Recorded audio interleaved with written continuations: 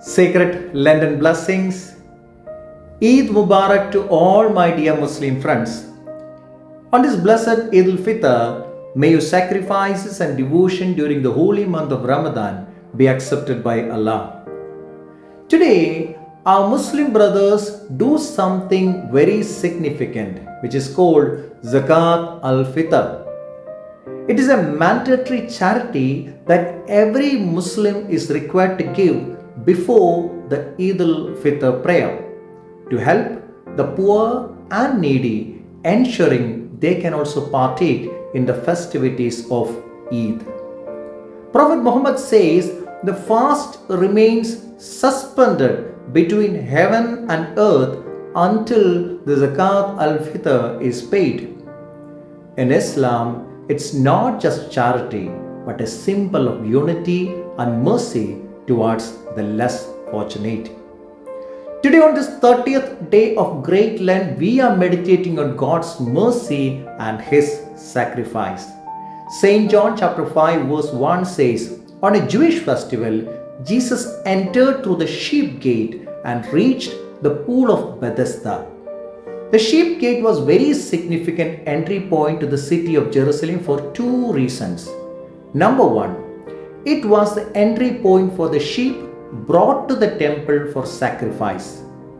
Number two, this gate also led to Golgotha, the place of Jesus' crucifixion.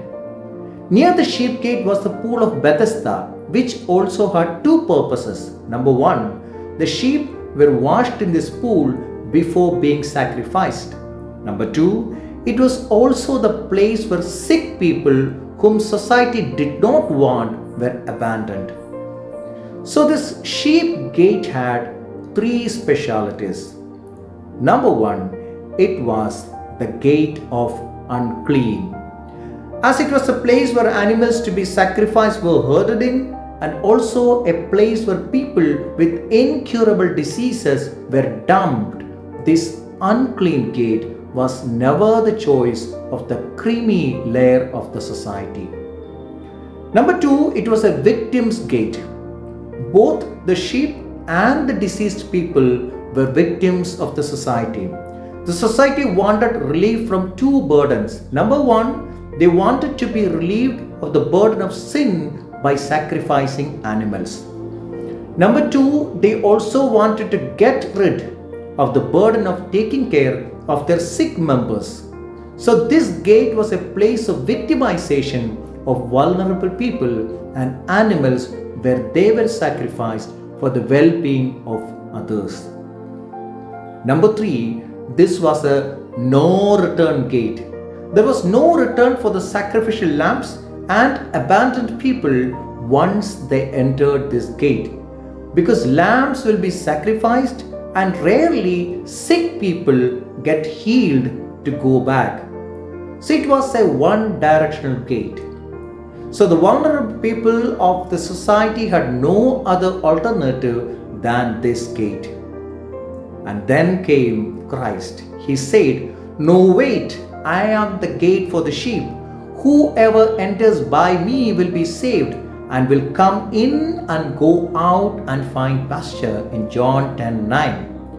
Jesus Christ entered through this gate, healed the paralytic man who had been at the Bethesda pool for 38 years, asked him to stand up, take the mat and walk.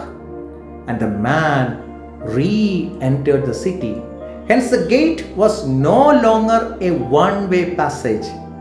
Jesus, the Good Shepherd, the unfathomable ocean of mercy, replicated the same journey of a sheep, went through this one-way gate to the altar of the cross and sacrificed himself.